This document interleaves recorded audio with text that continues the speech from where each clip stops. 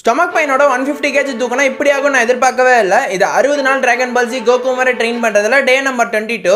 கோகுவோட powers இல்ல கேரக்டர்ல இதுதான் ப்ரோ கோகுவோட பெஸ்ட், இதுதான் எனக்கு ரொம்ப பிடிச்சது கோகு கிட்டேன்னு சொல்ற மாதிரி ஏதாவது ஒன்று இருந்துச்சுன்னா மறக்காம அந்த கமெண்ட்ல சொல்லிட்டு போங்க. நானும் தெரிஞ்சுக்கிறேன் கோகு கிட்ட அப்படி உங்களுக்கு என்னதான் பிடிச்சிருக்குன்னு.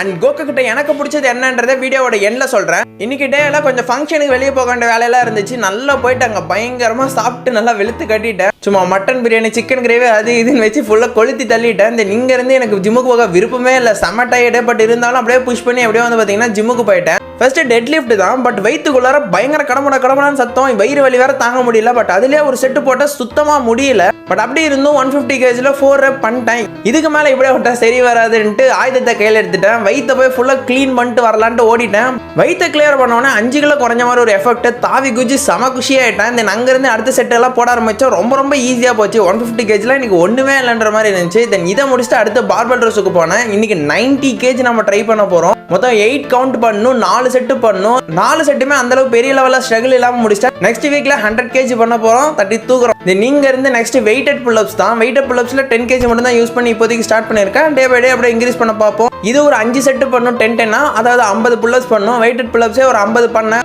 நார்மல் புல்லப்ஸ் பண்றப்பே கொஞ்சம் கடினமா இருக்கும். இது மிக கடினமா இருந்தா எப்படியோ புஷ் பண்ணி வந்து பாத்தீங்கன்னா 50 கவுண்டையும் முடிச்சாச்சு. இது எல்லாம் பண்ணி முடிக்கிறப்ப 4M எல்லாம் கதற ஆரம்பிச்சிட்டான். அப்புறம் ஃபார்மர் கேரி பண்ண ஆரம்பிச்சேன். வெயிட் 25 kg எடுத்துக்கிட்டு 5 ரவுண்ட்ஸ் நடக்கணும். 4M அவனே கீழே விடுற வரைக்கும் விடாம தூக்கிட்டு இருந்தேன். எப்படியோ வந்து பாத்தீங்கன்னா இதையும் 5 ரவுண்ட் பண்ணி முடிச்சாச்சு. கோகு கிட்ட எனக்கு பிடிச்சது என்னன்னா never ever give up attitude தான். என்னதான் கோகுவை நீங்க அடிச்சு கீழேயே தள்ளி அவ்வளவுதான் முடியவே முடியாதுன்னு நினைச்சாலும் திரும்ப கோகு எழுந்துகிட்டே இருப்பான். முடிஞ்ச அளவு ஃபைட்டை கொடுத்துக்கிட்டே இருப்பாப்புல. உங்களுக்கு கோகு கிட்ட பிடிச்சது என்னன்றதை மறக்காம கமெண்ட்ல சொல்லிடுங்க. தென் அவ்வளவுதான், டே 22 முடிஞ்சு.